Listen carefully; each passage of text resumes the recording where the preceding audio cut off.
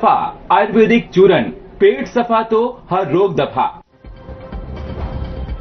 चंडीगढ़ में एसवाईएल को लेकर पंजाब हरियाणा के सीएम के बीच हुई बैठक। सीएम सैनी ने कहा, सौहार्दपूर्ण माहौल में हुई चर्चा, दोनों राज्यों के अधिकारी मिलकर करेंगे जरूरत के आधार पर बैठक।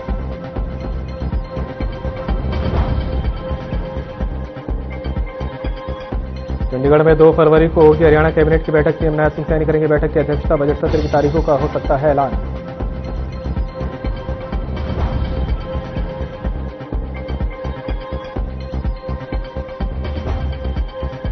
फरीदाबाद में बदमाशों के हौसले बुलंद, नशे में धुत बदमाशों ने पुलिस चौकी में दिखाए रहीशी, उड़ाए नोट। मूक बधिर बनकर खड़ी रही पुलिस और चौकी प्रभारी।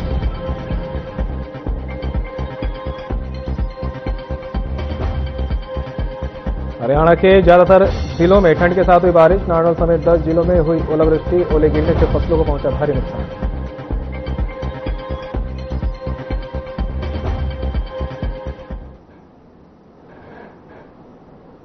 नमस्कार, हरियाणा की खबर लेकर मैं हूं आपके साथ संदीप निरंजन सरकार। पंचकूला में मुख्यमंत्री नायब सिंह सैनी की अध्यक्षता में प्री बजट बैठक हुई। बैठक में सांसदों, कैबिनेट मंत्री और विधायकों के साथ चर्चा की गई।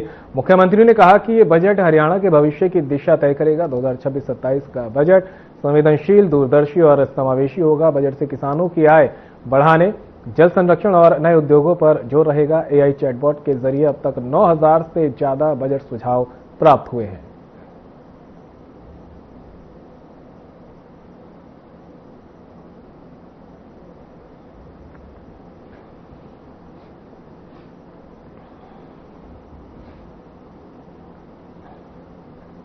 सतलुज यमुना लिंक नहर को लेकर पंजाब और हरियाणा के मुख्यमंत्री आज बैठक में आमने सामने आए। यह बैठक सुप्रीम कोर्ट के दिशा निर्देशों के तहत आयोजित की गई थी ताकि दोनों राज्यों के बीच वर्षों से लटके इस मुद्दे का समाधान निकाला जा सके। हालांकि बैठक के दौरान कोई ठोस फैसला नहीं निकला, लेकिन दोनों मुख्यमंत्रियों ने सकारात्मक और सौहार्दपूर्ण माहौल में बातचीत की है। मुख्यमंत्री नायब सिंह सैनी ने कहा कि बैठक में दोनों राज्यों के अधिकारी आगे मिलकर समस्या का समाधान करेंगे और पुराने बुजुर्गों की परंपरा की तरह मिलजुल कर निष्पक्ष हल निकाला जाएगा। पंजाब के मुख्यमंत्री भगवंत मान ने कहा कि हरियाणा हमारा कोई विरोधी नहीं बल्कि भाई है और दोनों राज्य मिलकर जल संरक्षण और जल वितरण के मुद्दों का उचित समाधान निकालने के पक्ष में है। उन्होंने ये भी कहा कि नहर निर्माण से पहले जल बंटवारा समझौता होना जरूरी है। इस बैठक में दोनों राज्यों के अधिकारी अगले चरण में आवश्यक कदम उठाने के लिए तैयार हैं ताकि लंबे समय से अटका ये मुद्दा जल्द सुलझ सके।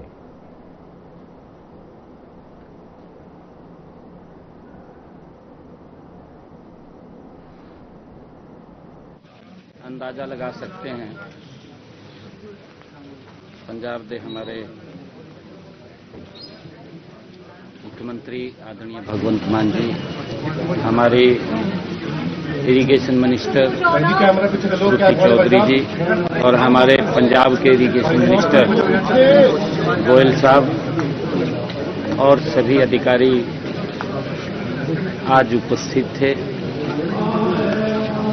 क्योंकि ये धरती गुरुओं की धरती रही है और हमने ये निर्णय किया है कि आने वाले समय के अंदर हमारे अधिकारी स्तर के ऊपर ये बातचीत होगी। जैसा कि सीएम हरियाणा साहब ने बताया है कि बहुत ही अच्छे माहौल में बातचीत हुई है और ये मुद्दा बहुत देर से चल रहा है, बहुत देर से चल रहा नहीं, लटक रहा कह रहे हैं सकते हैं। गुरुओं की वाणी हमें मार्गदर्शन कर रही है। हम भाई कन्हैया जी के वारिस हैं जिन्होंने युद्ध में दुश्मनों को भी पानी पिलाया था। हरियाणा दुश्मन थोड़ी है हमारा, ये तो भाई है ना, हरियाणा दुश्मन तो नहीं है ना हमारा। तो पानी का जहां तक मसला है, ये पूरी दुनिया का ही मसला बनने वाला है आने वाले दिनों में। देखिए एक बूंद एक क्यूसेक, एक बूंद एक क्यूसेक है ना, एक MAF है ना, मिलियन एकड़ फीट पानी को मापने के तरीके हैं।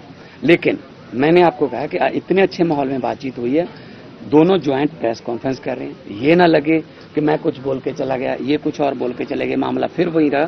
इसीलिए आज दोनों इरिगेशन मिनिस्टर, दोनों मुख्यमंत्री आपके साथ हैं और मैं आपसे सबसे माफी मांगना चाहता हूं, आपको कोई ऐसी ब्रेकिंग न्यूज नहीं मिलेगी।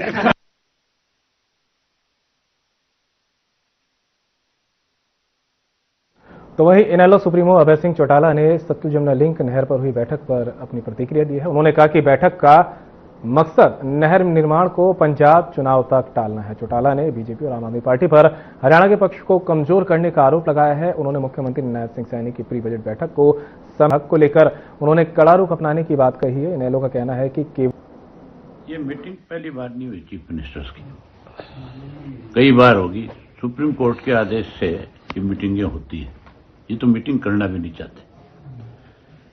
अगर अधिकारियों के लेवल पे इसका समाधान होता तो फिर मामला सुप्रीम कोर्ट में नहीं जाता। फिर सुप्रीम कोर्ट चीफ मिनिस्टर को मीटिंग करने की कहने की बजाय सेक्रेटरीज की मीटिंग होती है। उस लेवल पे लिंग अराउंड करने की बात है। जब तक पंजाब के चुनाव नहीं हो जाते तब तक मैं समझता हूं कि एसवाईएल के ऊपर कोई फैसला नहीं होगा।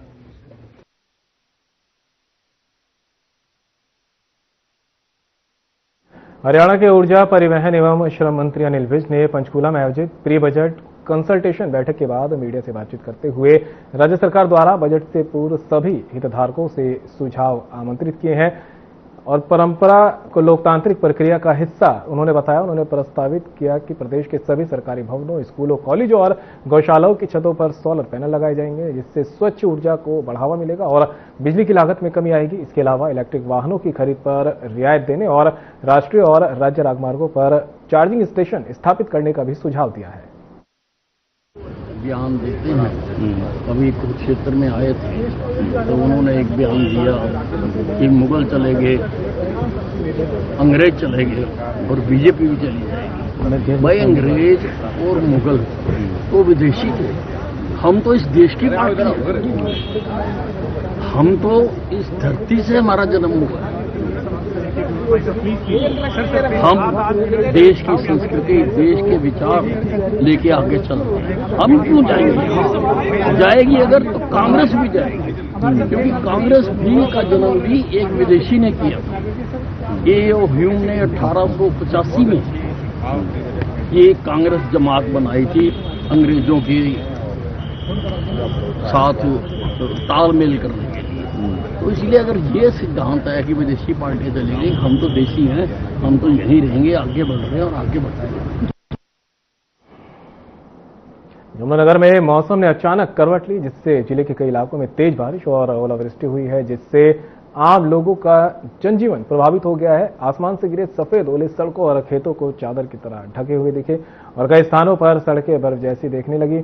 बारिश के बाद तापमान में भारी गिरावट आई है। मौसम विभाग के अनुसार आने वाले दिनों में हल्की से मध्यम बारिश और ओलावृष्टि की संभावना बनी रह सकती है। साथ ही ठंडी हवाओं से ठंड बढ़ने की भी आशंका है।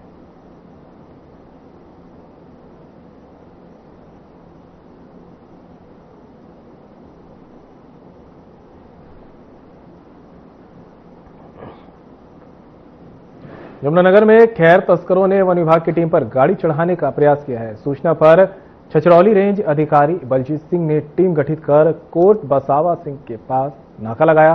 पिकअप चालक ने टीम को कुचलने की कोशिश की, लेकिन कर्मचारी बच गए। चालक विकास को मौके पर पकड़ लिया गया है, जबकि 3 तस्कर फरार हो गए हैं। पिकअप से तेजधार गंडासी बरामद हुई है। 4 लोगों के खिलाफ मामला दर्ज कर लिया गया है।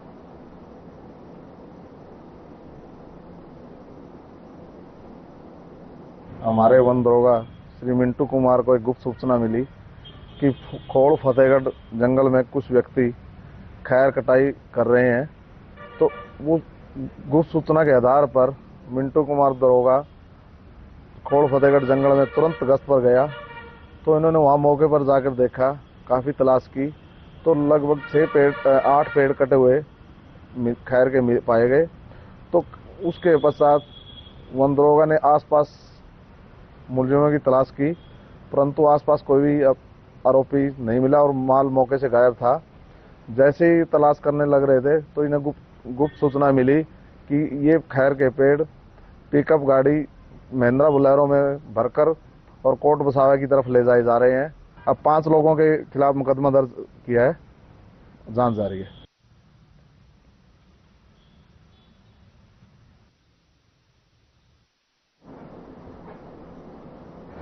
फरीदाबाद के एसडीएम नगर थाना क्षेत्र स्थित पुलिस चौकी में 3 नवंबर को जहां तक इस दौरान नशे में धुत छुटभैया बदमाशों ने पुलिस और मीडिया को बिका हुआ बताकर पुलिस चौकी में नोट उड़ाया। बता दें कि घटना के दौरान ये बदमाश घंटों तक हंगामा करते रहे, लेकिन पुलिस ने उन्हें गिरफ्तार करने या मेडिकल परीक्षण कराने की कोई कोशिश नहीं की।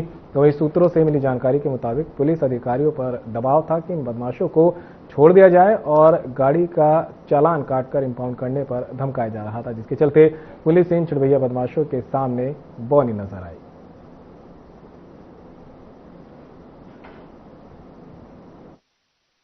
चौकी में नोट दिखा रहे हो, ये क्या मीडिया बिक रही है? आप पकड़ो ना। सर, आज 10 अगस्त 26 जनवरी के उपलक्ष्य में सभी जगह चेकिंग चल रही थी, तो हम चेकिंग के दौरान बीके हॉस्पिटल पहुंचे, जहां पर एक गाड़ी बलेनो में व्हाइट कलर HR 30Z 5152, उस गाड़ी में 3-4 शरारती तत्व बैठे थे। उनसे हमने गाड़ी चेक करी, जो तेज स्पीड में गाड़ी चल रही थी। बीके पहुंचे, हमने उनको रोका, रोकने के बाद उनको चेक किया तो उनसे कागज मांगे, ना ही तो कागज दिखाए उन्होंने कुछ। आप ही बताओ ना, आप कैसे आए यहाँ? मेरा नाम राहुल है जी। हाँ। मैं बीके हॉस्पिटल पहुंच रहा था, मेरे से ऑफेंस हुआ एक। क्या ऑफेंस ये हुआ कि मेरी गाड़ी में गाने बज रहे थे। गाने बजते हुए मैं बीके हॉस्पिटल में घुसा। बीके चेक करवाओ चलो बीके हॉस्पिटल, हमारा मेडिकल करवाओ 1 मिनट के अंदर। कोई बात नहीं, ठीक है जी। हमारा ऑफेंस ये था कि हम ओनली गाने बज रहे थे गाड़ी के अंदर। गाड़ी के अंदर गाने बजते हुए हमने गाड़ी पार्किंग में लगाई। पार्किंग में लगाने के बाद गाड़ी रोकी। रोकते ही जो प्रशासन था उसने हमारी चेकिंग करनी चालू करी। हमें यहाँ लेके आया गया 3 नंबर चौकी में, ठीक है जी। उसके बाद ना तो हमने लाइसेंस भी प्रोड्यूस कर दिया, हमने RC प्रोड्यूस कर दी फोन में, ना उसको ये लीगल मान रहे हैं, ठीक है जी। दोनों चीज हमने प्रोड्यूस कर दी, ना दोनों चीजों को लीगल मान रहे हैं। फिर क्यों लेके जा रहे? हमारी गाड़ी को इंपाउंड क्यों कर रहे हैं? हम भी काफी देर से आए हुए हैं यहाँ पे, आपके सामने ही खड़े हैं जी। हम भी काफी देर से यहाँ पे खड़े हुए हैं, हम आपको देख रहे हैं, लेकिन आप भी इनके साथ बदतमीजी भी उतारे हुए हैं। बदतमीजी? किस चीज की बदतमीजी? हमारे सामने आपने उल्टे मतलब आप तो सवाल ही मत पूछो, बदतमीजी हो जाएगी। आपकी गाड़ी में हम सवाल पूछेंगे, आपकी गाड़ी में सवाल। मैं कह रहा हूँ जी, सुनो, गाड़ी के अंदर तो जी अच्छी बताओ, गाड़ी के अंदर तो 100 चीज मिल सकती है। आपकी गाड़ी में शराब हम आपको ये लग रहे हैं? हम आपको तस्कर लग रहे हैं? आप बोलो या नहीं? गाड़ी के अंदर को खाली बोतल पड़ी है, वो खाली बोतल का मतलब क्या है? हम तो पीते हैं, हम 1-1, 2-2 पैक तो चलो मार लिए हमने, शाम को मार ले हम, ये सूरज ढलने को टाइम होगा हम ले लेते। पर एक चीज बताओ, अब इस टाइम की क्या बात है? हमारा मेडिकल करवा लो, कहीं ले चलो किसी हॉस्पिटल में। अगर मेडिकल में आ जाती है तो ये सच या हम झूठ?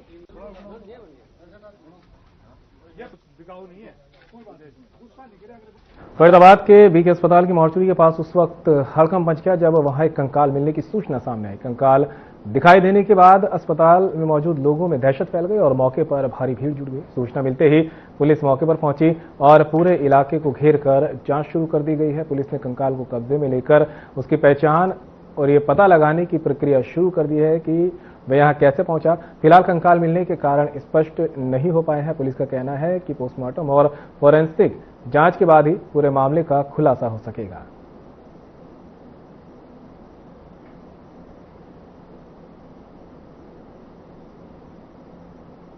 सुबह करीब घंटा भर पहले CMO साहब की तरफ से खबर आई कि इनके जो है ना एक पाइपलाइन की एक दवाई का काम चल रहा है हॉस्पिटल के अंदर से। तो यहाँ जो मजदूर काम कर रहे थे उन्होंने इसके अंदर एक ये साथ में रूम बना हुआ था, उसके अंदर अपने कोई कस्सी वगैरह या सामान रखना था।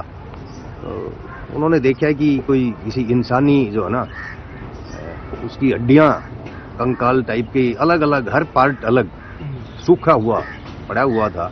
इन्होंने CMO साहब को खबर दी, मजदूरों ने। CMO साहब ने पुलिस को सूचना दी। हम तुरंत मौके पे आए हैं। आने के बाद में यहाँ घटनास्थल के ऊपर मौके का एक मुआयना किया है। बॉडी के अंदर कुछ भी है ही नहीं, बॉडी बिल्कुल सूख चुकी है और सभी पार्ट्स अलग अलग हैं।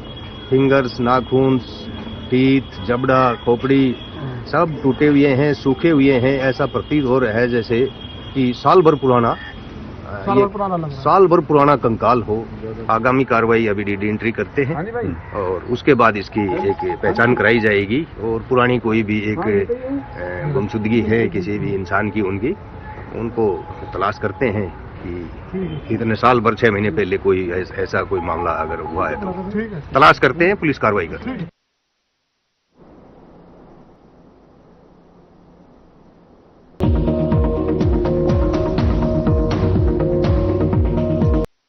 लोग सेहत बनाने के लिए क्या क्या नहीं करते, जिम जाते हैं, कसरत करते हैं, काजू बादाम प्रोटीन के डिब्बे तक घोल घोल कर पीते हैं, फिर भी उनकी सेहत नहीं बनती, क्योंकि उनका पाचन तंत्र खराब है।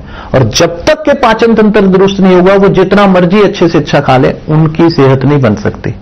इसलिए हमारी संस्था सन्यासी आयुर्वेदा ने एक ऐसी दवा का निर्माण किया है जो कि आपके लिवर को, आपके पाचन तंत्र को दुरुस्त करने का काम करती है, ताकि आप जो भी खाएं उसका पूरे का पूरा निचोड़ आपके शरीर को लगे, आपकी भूख बढ़े, खाया पिया सही से लगे, नया खून बने, हड्डियों में जान आए, वजन बढ़े और आप मोटे तगड़े खूबसूरत पर्सनैलिटी के मालिक बन जाए।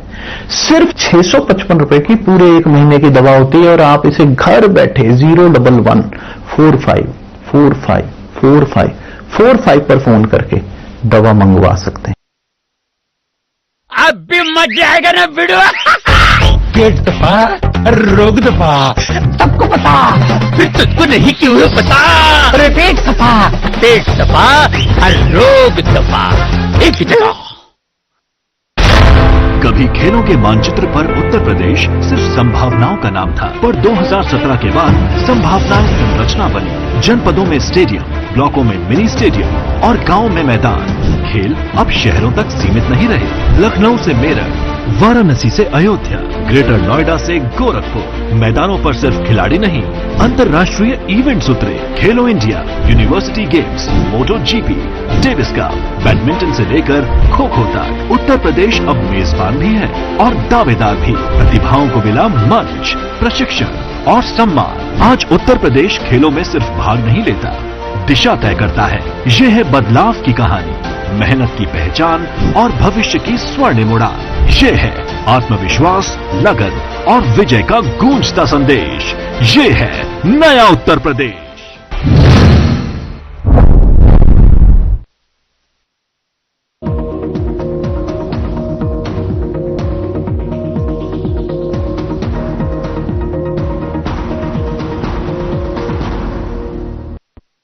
ब्रेक के बाद आप सभी का एक बार फिर से स्वागत है। खबरों में आगे बढ़ते हैं। फरीदाबाद में अपराधियों के हौसले लगातार बुलंद होते नजर आ रहे हैं। ताजा मामला संजय कॉलोनी का है, जहां कुछ बदमाशों ने एक स्टोर संचालक के साथ बेरहमी से मारपीट की है। मारपीट की पूरी घटना दुकान में लगे सीसीटीवी कैमरे में कैद हो गई है, जिसका वीडियो अब सोशल मीडिया पर तेजी से वायरल हो रहा है। जानकारी के मुताबिक ये मामला फरीदाबाद के मुजेसर थाना क्षेत्र के अंतर्गत संजय कॉलोनी का है। वायरल सीसीटीवी फुटेज में साफ देखा जा सकता है कि कुछ युवक दुकान के अंदर घुसते हैं और स्टोर संचालक के साथ पहले हाथापाई करते हैं, फिर जमकर मारपीट करते हैं।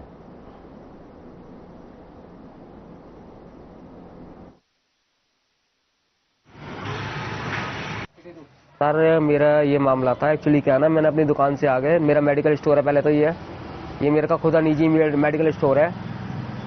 और इससे आगे ना एक अमरना आई है, उसके सामने मैंने एक शॉप ली है, अभी ली है मैंने 1-1.5 महीने पहले ली है, जिसमें ये कॉस्मेटिक वाला किराए पर रहता था काफ़ी टाइम पहले। ना तो दुकान को बिकने दे रहा था, कोई भी जाता था कहता था कि उसके मालिक का भी यही कहना था कि ये बिकाऊ नहीं है या वो भी है कि नहीं, जिसकी रिकॉर्डिंग बाकायदा मेरे पास है कि ना बिकने दे रहा, कि ना मतलब ये है कि कोई कस्टमर मतलब कोई भी जाता था खरीदने के लिए। मैंने किसी मालिक के थ्रू उस दुकान को खरीद लिया, उस मालिक का पता निकाल कर मैंने वो दुकान खरीद ली। खरीदने के बाद मैंने भाई मालिक ने इसको खाली करवा दिया। 22 फुट रोड पर दुकान है महेंद्र का मेडिकल स्टोर है, उसका पड़ोसी रवि है, महेंद्र का किराएदार था पहले और उसने उसको खाली करा दिया। अब रवि महेंद्र के सामने रहता था मेडिकल स्टोर पे। इसी बात पे इन दोनों में आपस में तनाव था और इनका झगड़ा हो गया, जिसकी शिकायत महेंद्र ने दी। सर, दुकान के अंदर घुसकर मारपीट हो रही है, इस तरह का वीडियो वायरल हो रहा है, क्या कार्रवाई की जाएगी? पुलिस ने दोनों पक्षों को बुलाया था, जिसकी जांच चल रही है, जिसमें आज महेंद्र नहीं आ पाया। अगर आएगा तस्दीक के बाद जो भी कार्रवाई कानूनी बनाएगी वो कार्रवाई कर पाएगा।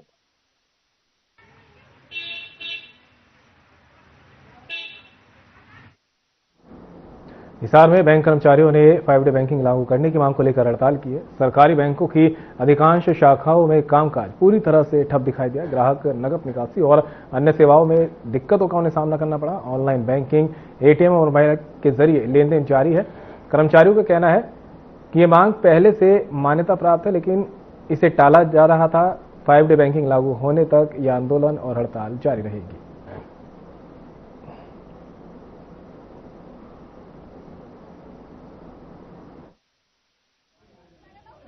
हम सब की एक सामयिक के माध्यम से या किसी भी चैनल के सोशल मीडिया के माध्यम ये आज हमारी ना कोई मांग नहीं है। जो हमारी मांग सरकार ने मांग ली थी उसकी इम्प्लीमेंटेशन के लिए आज से लगभग 20 महीने पहले सरकार ने ये हमारी मांग मान ली कि बैंकों के अंदर 5 दिन का वीक होगा, लेकिन लगभग 2 साल बीतने के बाद भी अभी तक वो इम्प्लीमेंट नहीं। तो बहुत बड़ा संघर्ष आएगा। ये तो सरकार के ट्रस्ट की बात है, तो आगे कौन सरकार से बात करना चाहेगा। तो इसलिए ये जो है क्योंकि सरकार के ट्रस्ट की बात की थी और हमारे मान स्वाभिमान की बात थी। कई दफा बहुत बड़ा स्ट्रगल होता है सरकार के आश्वासन के ऊपर, हम जो है ना अपना स्ट्रगल विड्रा कर लेते हैं। तो आने वाले समय में कौन फिर सरकार पर विश्वास करेगा। इसलिए सरकार के ट्रस्ट की बात है, इसलिए वो आज की हड़ताल जो है वो बैंकिंग इंडस्ट्री की हड़ताल एक ही मांग को लेकर है कि बैंकों में 5 डे बैंकिंग लागू की जाए। असल में ये मांग भी नहीं है, ये ना नई है, ना अनुचित है, ना अव्यवहारिक है। बैंकों का जो पिछला वेतन समझौता था उसमें ये मांग पहले से मानी जा चुकी है और सिर्फ मौखिक तौर पे नहीं बल्कि लिखित तौर पर मानी जा चुकी है। लेकिन IBA जो कि बैंकों का जो वेतन समझौता लागू होता है उसको इम्प्लीमेंट करने वाली एजेंसी है, उसने अभी तक बैंकर्स को ये कह के बहकावे में रखा हुआ है कि सरकार की तरफ से जो अंतिम अनुमति है 5 डे बैंकिंग लागू करने के लिए वो आनी बाकी है। हमने सरकार को रिकमेंड कर दिया है, सरकार जो भी स्टेक होल्डर्स है 5 डे बैंकिंग इम्प्लीमेंट करने से जो प्रभावित होंगे उनसे बात करके बहुत जल्द लागू करेगी। बैंकर जो बैंक का एक्ट है उसके अकॉर्डिंग एसोसिएशन बनाने का या फिर अपनी किसी भी ग्रीवेंस के लिए हड़ताल पे जाने का उनका संवैधानिक अधिकार है और उस संवैधानिक अधिकार का प्रयोग करते हुए हम तब तक हड़ताल करेंगे जब तक हमारी 5 डे बैंकिंग की मांग नहीं ली जाती। आज देश भर में लगभग 8 लाख सरकारी बैंकों के कर्मचारी और प्राइवेट बैंकों के कर्मचारी जो UFBU से एफिलेटेड है वो आज हड़ताल पर हैं। हमारी मेन मांग और एकमात्र मांग इस बार यही है कि बैंकों में 5 डे बैंकिंग लागू किया जाए। ऑलरेडी आप देखेंगे central government, state government, ministry of finance, reserve bank, SEBI, जितने भी इंस्टीट्यूट हैं सभी जगह 5 डे बैंकिंग लागू है। तो बैंकों में भी 5 डे बैंकिंग लागू की जाए, लेकिन चंद पूंजीपतियों के प्रेशर के कारण गवर्नमेंट इस मांग को मान नहीं रही। हालांकि गवर्नमेंट ऑलरेडी एग्री हो चुकी थी कि 5 डे बैंकिंग लागू की जाएगी और लास्ट सेटलमेंट जो कि 8 मार्च 2024 को साइन हुआ था उसमें तैयार था, लेकिन गवर्नमेंट अब बैकस्टेप कर गई है। तो हमारी मांग यही है कि 5 डे बैंकिंग जल्दी से जल्दी लागू की जाए।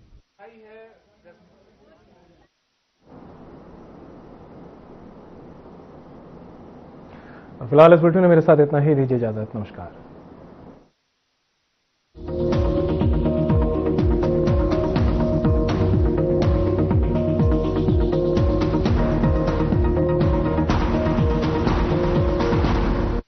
क्या रंग खिला